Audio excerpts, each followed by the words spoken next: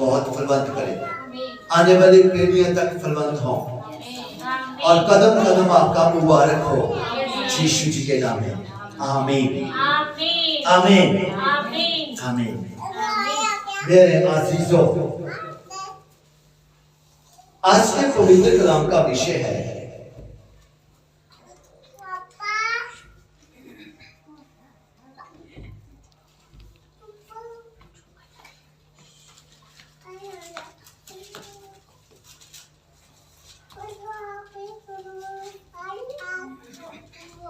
Hallelujah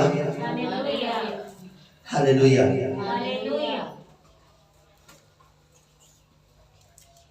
वचन की तालीम करना। Hallelujah hallelujah. मेरे अजीजों, हम सबको जो जानना है वचन के बिना हम अधूरे हैं। हालेलुया। और वचन हमारे ढाल है, हमारी आन है, हमारी शान है। वही हमारा किला है, वही हमारा गढ़ है, वही हमारा शरण स्थान है। हालेलुया। और जब हम कभी प्रॉब्लम में फंसते हैं, जब कभी हम कष्ट में आते हैं, तो मेरे अजीजों, यही वचन है जो परमेश्वर हमारे पास भेजता है और वो हमें तबाही से बचा लेता है। वो हमें उन मुश्किलों से, उन परेशानियों से बचा लेता है। हालेलुया। क्या आप विश्वास करते हैं? हालेलुया। सो मेरे अजीजों, आज हम जानेंगे कि परमेश्वर ने जो हमें जो वचन दिया है, जब हम वचन के अनुसार अपना जीवन व्यतीत करते हैं तो वो कैसे आशीष लेके आता है। हालेलुया। हिजकिय्याह 970 पेज, उसके हम 3 की 10 और 11 आयत पढ़ेंगे। हिजकिय्याह उसकी 970 3 की 10 और 11 आयत पढ़ेंगे। हालेलुया। फिर उन्हें मैनू आख्या, हे आदमी दे पुत्र, मेरिया सारिया गल्लां जो मैं तेनू आखांगा अपने दिल विच परवान कर अते अपने कन्नां नाल सुन। हुण तू असीरा अथवा अपनी कौम दे पुत्तरां कोल जाके गल कर अते उन्हां नू आख कि प्रभु यहोवा ऐ फरमांदा है, भावें वो सुनण भावें ना सुनण। Hallelujah hallelujah. आमीन। जे वचन पढ़ने और सुनने वालों को बल बुद्धि ज्ञान समर्थ में बहुतायत की आशीष दे यीशु जी के नाम में। आमीन आमीन। अनंत काल का जीवन दे यीशु जी के नाम में। आमीन आमीन आमीन। मेरे अजीजों, परमेश्वर का पवित्र कलाम हिजकिय्याह एक नबी हुआ है। हालेलुया। तो परमेश्वर हिजकिय्याह से भी बातें करते थे। हालेलुया। और हिजकिय्याह को परमेश्वर ने क्या कहा? फिर उसने मुझसे कहा, हे मनुष्य की संतान। हम सब किसकी संतान हैं? मनुष्य की। हालेलुया। मेरे अजीजों, हम परमेश्वर की संतान है, परंतु परमेश्वर मनुष्य बन के हमारे बीच में आया। Hallelujah hallelujah hallelujah hallelujah. हे मनुष्य की संतान, जितने वचन मैं तुझसे कहूं वह सब हृदय में रख और कानों से सुन। Hallelujah hallelujah. जितने वचन मैं तुझे कहूं उनको कहां रख? हृदय में रख। हालेलुया। और कानों से सुन। हालेलुया। कभी भी उसको अनसुना ना कर। हालेलुया। मेरे अजीजों, ये वचन क्या है? क्या है ये? परमेश्वर है। हालेलुया। जो वचन रोशनी है। हालेलुया। ये वचन हमारा जीवन है। हालेलुया। सो मेरे अजीजों, ये वचन मेरे पांव के लिए दीपक है और हमारे के लिए उजाला है। हालेलुया। दीपक मतलब ज्योति। हालेलुया। सो मेरे अजीजों,